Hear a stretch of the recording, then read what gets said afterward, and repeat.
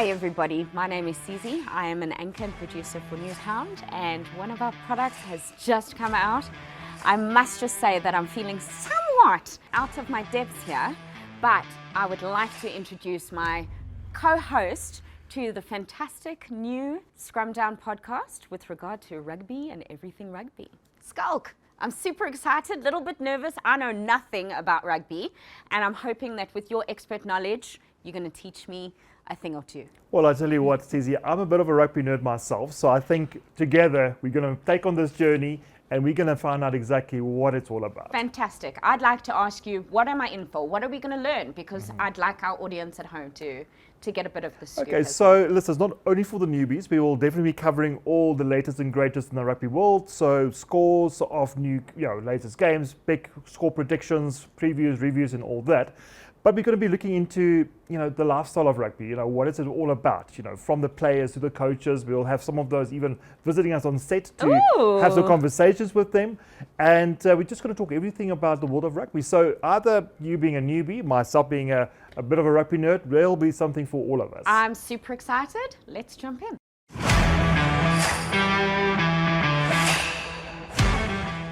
Well, one of the things that I have knowledge about, I did read about it, and I do know that apparently Sie's coming back to South Africa. What's up with that? Yes, he is. So last year he signed with the French club called Racing 92.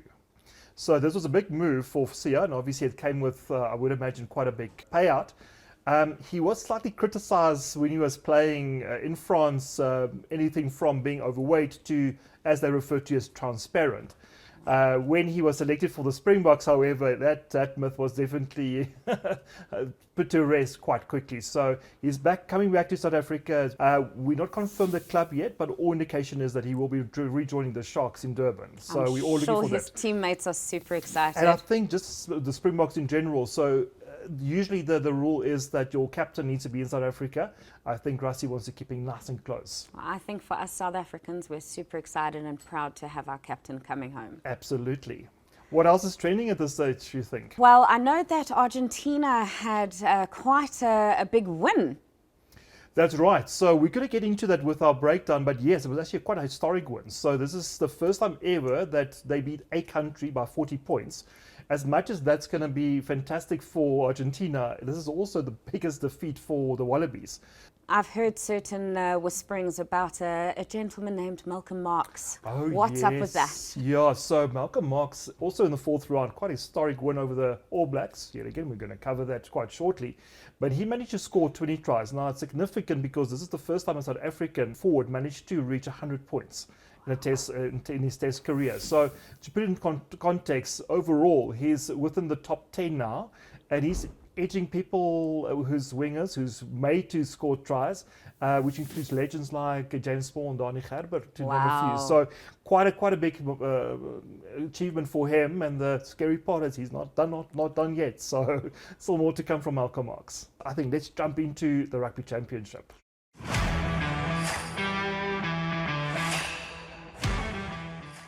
So as far as I know, the round 3 and 4 have just recently happened. I am secretly jealous because I have a little bit of FOMO. I saw a lot of my friends were at the game at Ellis Park. I believe you were there too. So let's hear firsthand what happened there. Yeah, listen, that was a sellout Emirates Airline Park in Johannesburg. Crowds were rowdy. So Ellis Park, or Johannesburg, is known for quite a hostile environment. It was definitely didn't disappoint. There was a lot of electricity in the air. The All Blacks came in, obviously a little bit under pressure, losing the previous game, and now going and facing the Springboks.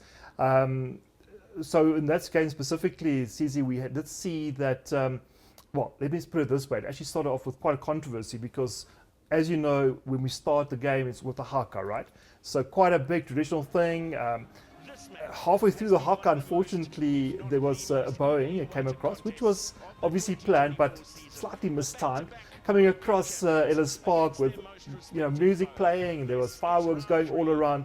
So the New Zealand public did see this as quite a disrespect. I think it was just more a technical error, to the point that the Springboks actually had to ask forgiveness after that game, but it seems like all was forgiven after that encounter.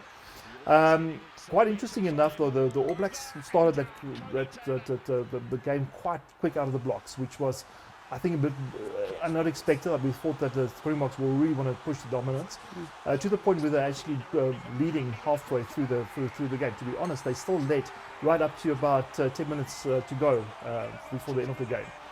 Things turned around, Springboks, and that's really the character of this team, where they turn things around. We saw tries by Kwagga Smith as well as Grant Williams to seal it right at the end. That was a victory of 31-27 for South Africa. So close game, but highly entertaining, and really that crowd really just went mad. As I was going back, I was traveling with the Gautrain station, and between Park Station and Gautrain station, 2 hours after the game, spirits were so high. They were singing, and it's really just being proud to be a South African. One of the most beautiful things I can say is when it comes to sport in South Africa, we really give the gees, which in translation is the energy, the festivity, the unity. Yeah. And it's just, again, and I think very symbolic for 30 years of democracy, where you saw that happening in '95 Rugby World Cup. Very similar feeling you get in the air, and it's all races, all walks of life. Everybody singing and dancing. It was fantastic. That's the spirit of togetherness, indeed.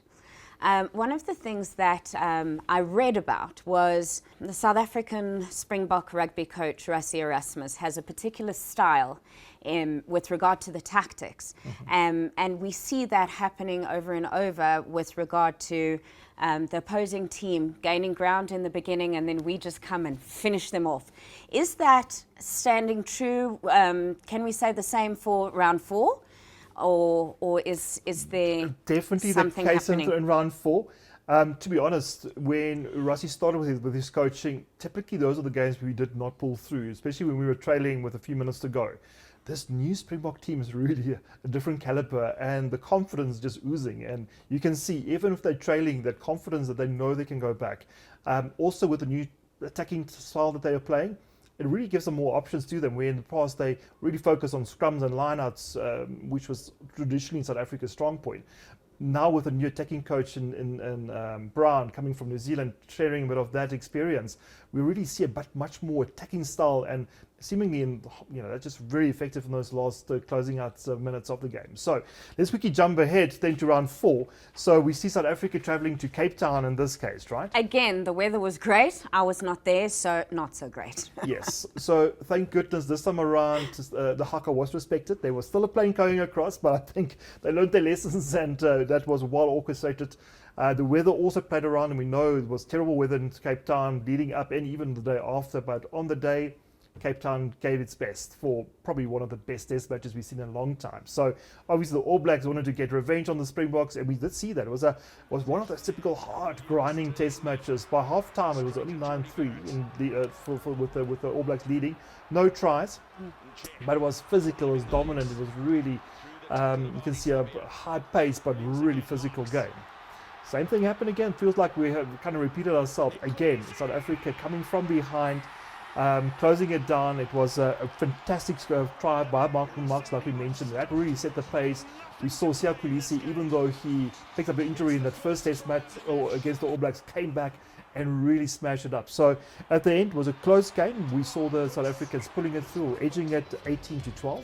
Sure. And just breaking those All Black hearts again. I think they really felt at some point they were in the game, but just show the class of this team. So I believe that all our wins against the All Blacks is quite a historic situation here. I would love for you to explain that. Okay, so this has been the 4th win in a row, right? So the only time we managed to accomplish this, wait for it, 1949. Wow. And that was over a span of about a decade, because at those times, obviously, they only hardly played each other. So, and we managed to extend that to a 6-winning margin. But to win 4 games in a row is quite historic. And that's what, in less than a year? Well, it all started with the first game before the World Cup, where, by chance, Springbok did put up a record score against the All Blacks in that game. Next up was the World Cup final, that rematch, and edging by 1. And we're looking at this ball here, which got the score on. So 1-point win at the end, and the last 2 rounds. And it's just it's really the dominance that South Africa had over New Zealand. You have not seen this. Now, Sizie, another quite interesting fact is that this is the first time that New Zealand did not were trialists by the end of a game. Wow. The last time this happened was back in 2007. So yet again, a very notable win for South Africans, and it will really put them on the front foot going forward, I'm quite sure. As my resident rugby nerd / guru, I would like to know, for projections with regard to the All Blacks versus Australia moving up, what do you think that holds for them? Do you think they still have the upper hand? You know what's quite interesting, Sizie? I think if you look at the championship so far, you saw the Australians winning Argentina and then horribly losing against Argentina. Very similar thing happened with the All Blacks. Remember, we've covered this in the Freevision episode where the All Blacks came in also confident and actually lost in New Zealand against Argentina, only to bounce back with a massive score in that second test. So I think with the pathway thus far, it's quite similar. And also keeping in mind that Australia and New Zealand both lost both their games against South Africa as well. So very on par. But this current Australian team is really not good. And I think this is the opportunity now for the All Blacks just to kind of get the confidence back and to make sure that, listen, we still right up there. We deserving number 3 spot in the world. So I think we'll see quite a different change going forward. That's quite interesting. As you mentioned in our last episode, Argentina is the newcomer to the power trio. Yeah. So now they're a what do you call them? You can't really say a foursome. Maybe. Awesome foursomes. But yes, what is the strategy behind their tactics in playing?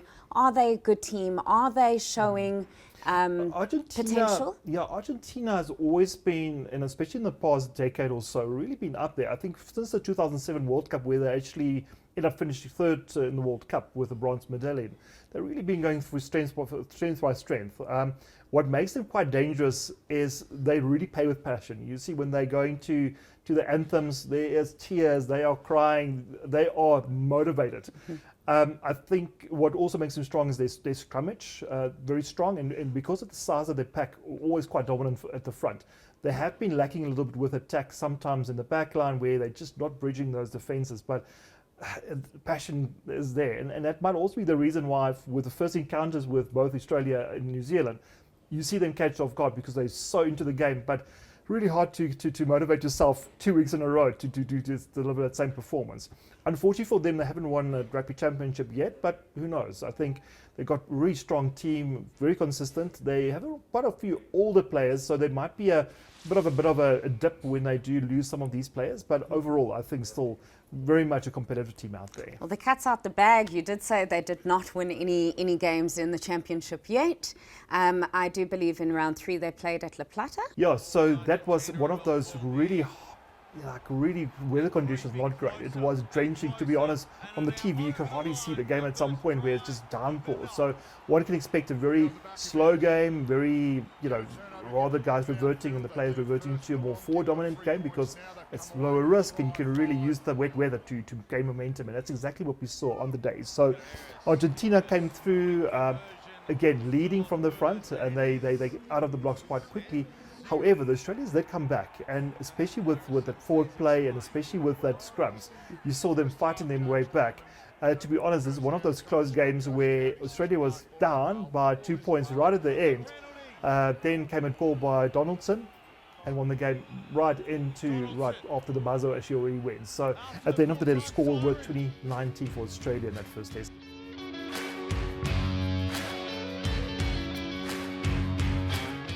What happened in round 4? All right, so we saw Australia leading Argentina by 20 points in that first half, and that was for the first, let's say, 30 minutes of the game. Argentinians were nowhere to be found. Australia really dominated on all facets of the game. Come second half, I'm not sure if the Argentina coach really gave it to the team, but they came out firing to that point that they managed to score 9 tries unanswered. Wow. They just ran through Australia as if they were nothing. So I'm not sure if the Australians also were a little bit relaxing because of the lead, but there was just no answers. And they were scoring from all angles, from all facets. Everything just worked for them. And at the end of the day, yeah, we looked at a 40-point winning margin, 67-27. So Wow, that is massive. So we actually saw a massive comeback, probably the biggest ever.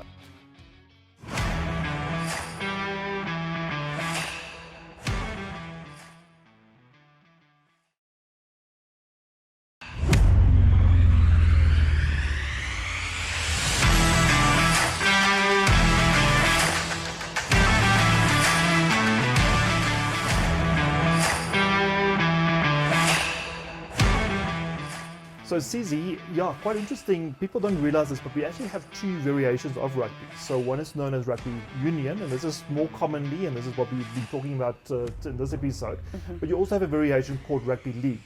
So we need to go back in history a little bit to find the origin of this. So back in the 1800s, we had rugby union being played all over, to a point where it became quite a spectacle to watch. So what happened was, after a while, is that back in 1895, we had 22 clubs from England, Northern England, breaking away from the rugby union institution, so known as the RFU, or the Rugby Football Union, breaking away, and it was all about money, right? So rugby union, in essence, always wanted to remain amateur rugby. So what happened was, with these clubs, because they were all working class players, they ended up not getting compensated for the time they're missing at work.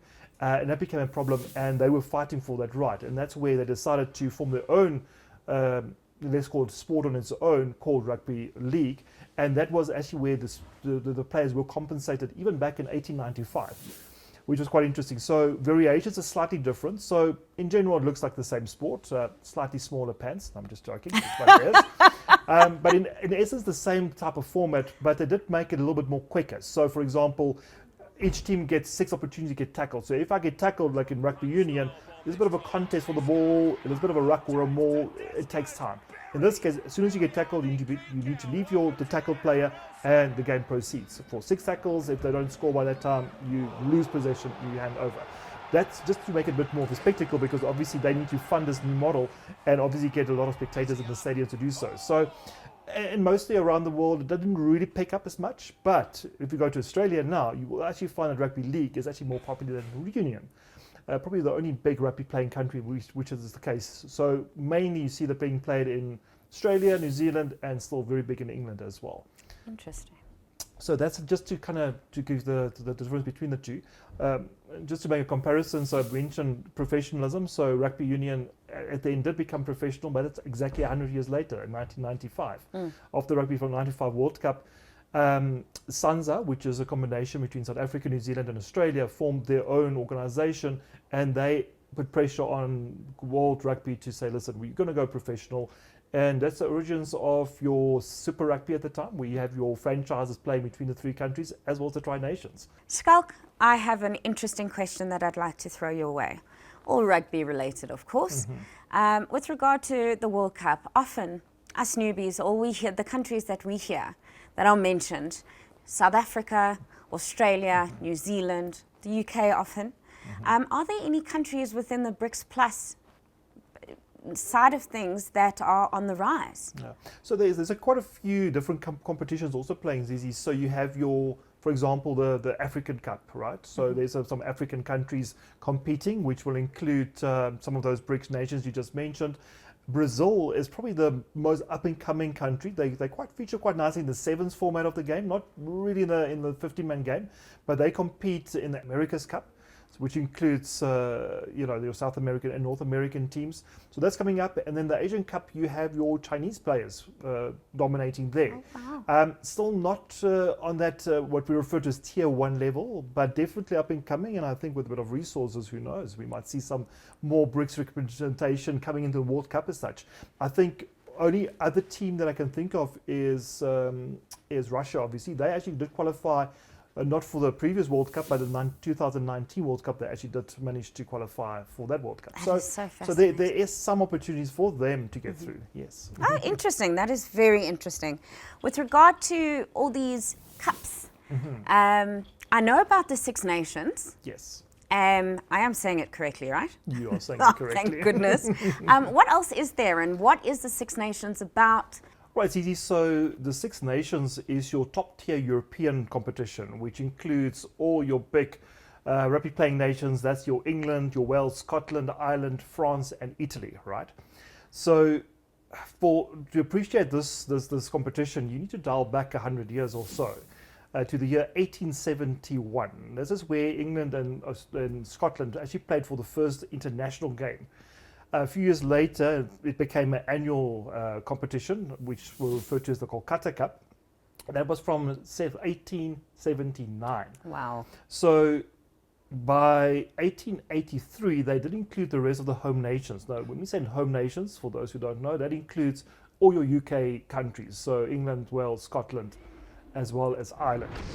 And they were competing as the initial, it's called home nations competition.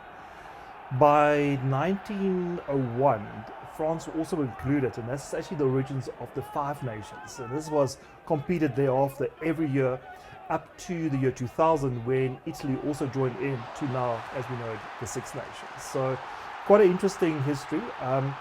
It's also quite a competitive competition. So if we only look at the Six Nations that's been played since 2000, you had England winning this cup 7 times. You had Wales and France each winning 6. You had Scotland winning 5, and then unfortunately Italy still needs to get on the board. So it's not like we've seen with competitions like the World Cup, where you have certain teams just really dominating. And you also see the team going through seasons. Currently, you see Ireland being very competitive. They're also the current title holders, and they will defend this when they start in January next year. So we go through seasons, but very, very competitive, and always makes very good viewing as well.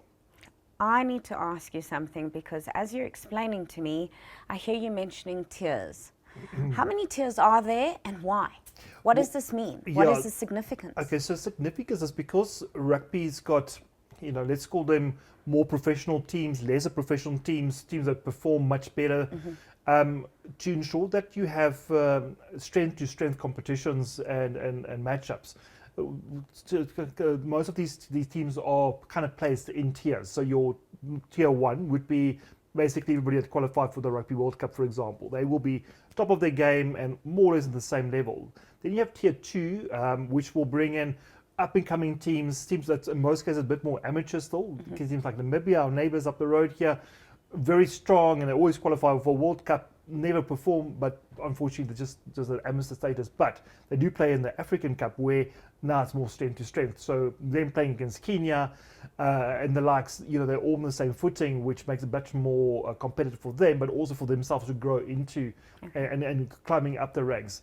Unfortunately, funding is sometimes the issue, but with these competitions, they do attract a lot of viewership. So that brings them sponsorships, and ultimately for World Rugby to kind of grow the game all over as well.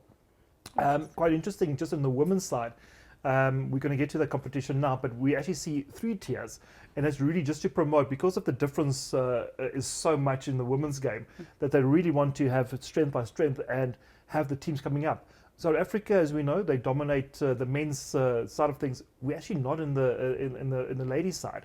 So now you see a team that's up and coming, but it's better for them to now currently still play in tier 2, strength to strength, build confidence, and really just getting to that level and get infrastructure in place to reach that tier 1 spot. Oh, wow. So we've spoken about the Rugby World Cup, we've spoken about the Six Nations, and if my memory serves me correctly in my education about rugby, the last one is what's happening at this present moment, which is the championship.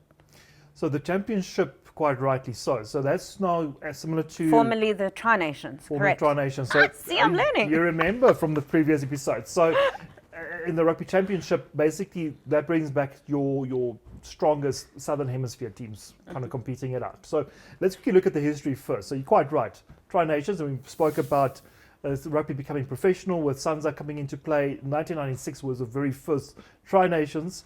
That ran through up to 2012. So it was a long competition before Argentina joined in, and now the championship as we know it.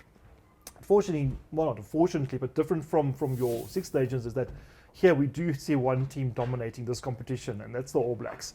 So if you take both competitions together, they already managed to secure 20 titles. So it's 10 Tri-Nations and 10 championship titles, way ahead of South Africa, only on 7 combined. Australia sitting on 6, and unfortunately Argentina still needs to get on that scoreboard. So New Zealand definitely dominating, and I think it just definitely suits their type of style. But, you know, we've seen in the last one, times are changing, it seems. So Times are changing, and guys, listen, I'm a newbie and I'm learning fast. So just stick with the scrum down, and you guys at home will learn as well. I think just before we kind of wrap things up, I think it's also noteworthy. Let's talk quickly about women rugby, because it's not as broadly, like, doesn't get as much exposure as the men's version, but you see things are changing quite nicely internationally. Yes, I think I just recently read that there is a tournament about to start. Or it may have already started. Yeah. So historically, we saw a women's rugby World Cup since 1991. So it's always been there. But the problem was always you had your dominant players really taking charge on your dominant countries. We will be seeing the start of the WXV competition, which makes it different from the Rugby World Cup, is that it already placed the teams into those 3 tiers we mentioned before. That's the women's 15. Quite nicely picked up there. I think they're all trying to make it quite flashy, but that's exactly that. I'm winning. which makes it quite nice, is that you now see the women's rugby playing strength by strength, and technically it's 3 competitions in one. And really, this is going to give them international viewership. It's going to give them opportunity just to showcase themselves on a much bigger platform, and hopefully this is going to kickstart women's rugby, and we desperately want this. We've seen in South Africa a much stronger domestic league, but still the ladies Springboks are still not there where they should be, and hopefully other countries can also learn from this to start investing in. So I'm excited, can't wait to see. Fantastic. So Sizie, I think that brings us to the end of this episode. Thank you so much for the chat. It's always nice to share some knowledge with some newbies. Thank you so much. I feel like I'm learning so much, and I'm super excited to see what happens on our next episode. Fantastic. Looking forward to that. Me too. And we're going to delve much more deeper into this, but also talking about what's happening currently in rugby, and hopefully we can get some fans out there, new fans. So what do you think? Love it. Looking forward. Thanks, Sizie. It was fantastic having a chat with you. Thank you, Schalk. Cool.